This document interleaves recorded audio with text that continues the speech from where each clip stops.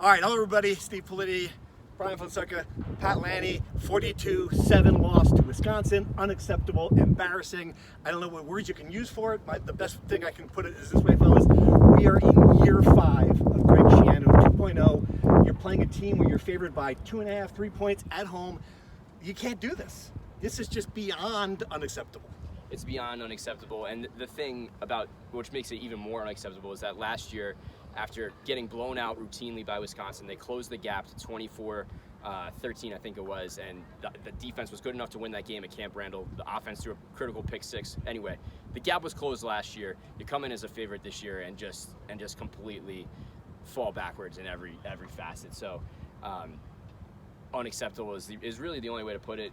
Greg Schiano took full accountability for that, putting it on himself. But other than that, I don't know how else you could leave here thinking anything other. Rutgers, Greg Schiano said that Rutgers couldn't walk and chew gum at the same time. I think that was true for the vast majority of the game. The offense looked completely lifeless, lost, confused, befuddled. The defense was switching guys in and out at constant times, committing penalties. It just the whole thing looked like a mess. And like you said, they're coming off a bad loss. They couldn't walk. They're favored. They're in front of the whole crowd, which was not as great as it was against Washington. And they just laid a complete egg. And I think Rutgers and fans should expect that they are beyond losses like this in year 5. This isn't Ohio State, number 2 Ohio State. This isn't some juggernaut.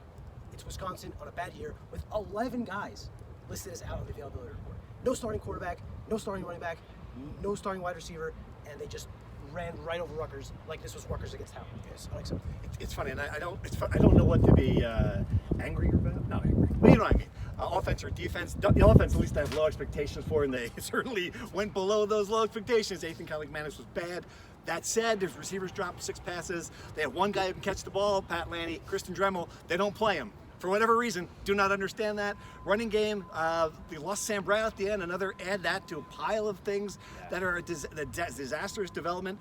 The offensive line couldn't block for run blocking. I mean, there's a million things that happened there. That said, the defense wasn't much better. The defense gave up the most yards that they've ever given up under Joe Harris-Simiak, and the 4th most ever in Greg Schiano's second stint. So since 2020, Rutgers hasn't given up that many yards since 2021.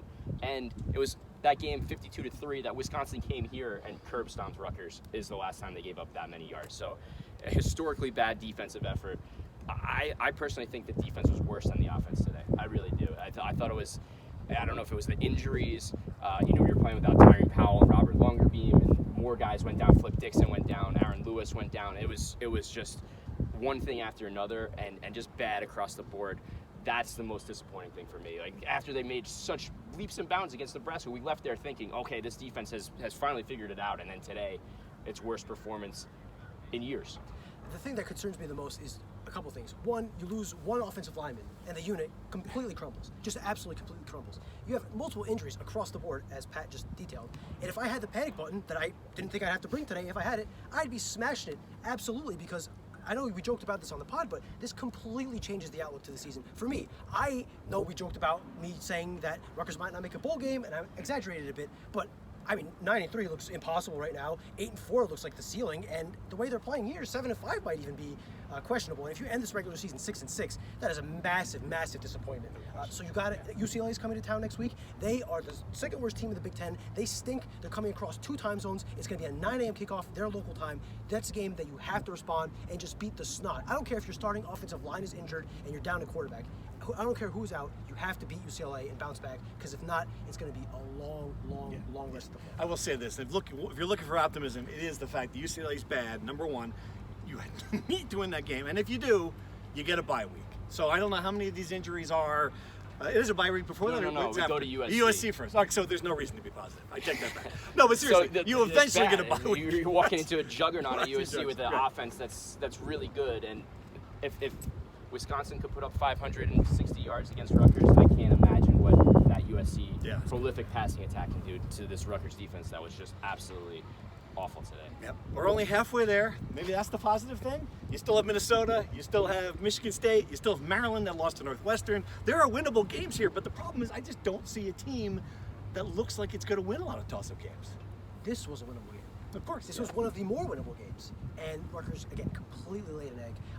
Greg Schiano struggled to figure it out, so I'm not going to be the one to figure it out. But I certainly know that this will raise a lot of alarm bells, rightfully so, and I'm fascinated to see how this team comes out against UCLA, because I think it'll be very telling about whether they'll be able to kind of get some wins in the back half of the schedule, or if this is going to be another 6-6 year. I still think they make a bowl game. I don't know about you guys. I still think they'll make one, but as you joked about in the press box, it might be more closer to a pinstripe-esque Citrus Bowl. All right. Good thing is they'll have opportunities to prove us wrong. Sign off there.